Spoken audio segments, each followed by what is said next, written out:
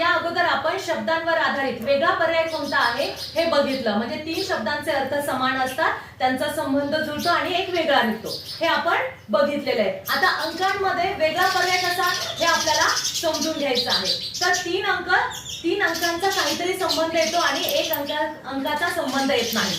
मग आपण इथे काही ऑप्शन दिलेले आहेत. इथे आहे 4, इथे 16, 15 आणि 20.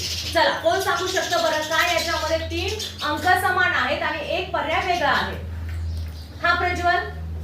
मॅडम 4च्या पाड्यात 60 येतो. 4च्या पाड्यात 2च्या पाड्यामध्ये 4 येतात. 2च्या पाड्यामध्ये 4 येतो आणि 16 येतो, 15 येतो. ओके, 15 येतो का? नाही. आणि 15 ही विषम संख्या येते. म्हणजे 2च्या पाड्यामध्ये 2च्या टेबलमध्ये 4 आहे, 2च्या टेबलमध्ये 16 आहे आणि 2च्या टेबलमध्ये 20 पण आहे. 2च्या टेबलमध्ये 15 येते आणि 15 ही विषम संख्या आहे. ह्या तिन्ही पण सम आणि ही विषम. म्हणजे पर्याय क्रमांक कोणता बोल करणार? 3. पुढचा प्रश्न बघूया. इथे 9 आहे, 4 आहे, 25 आहे आणि 40 आहे, 48 आहे. मग सांगा बरं काय फरक असेल? 3 समान. कोण सांगू शकतं? आता बघा, इथे लक्ष द्या. इथे 9 म्हणजे हा 3चा वर्ग आहे.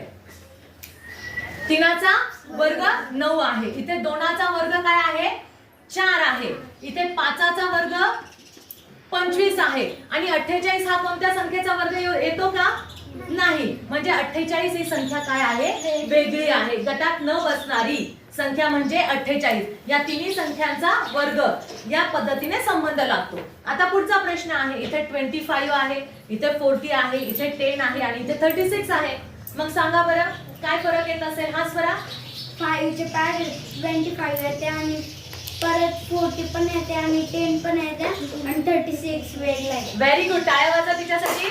शाबास. म्हणजे इथे 5च्या पाड्यामध्ये 25, 40, हा 5 to 10. फक्त 36 इथे 5च्या टेबलमध्ये येत नाही, म्हणून काय झाली? ही संख्या वेगळी आहे, गटात न बसणारी.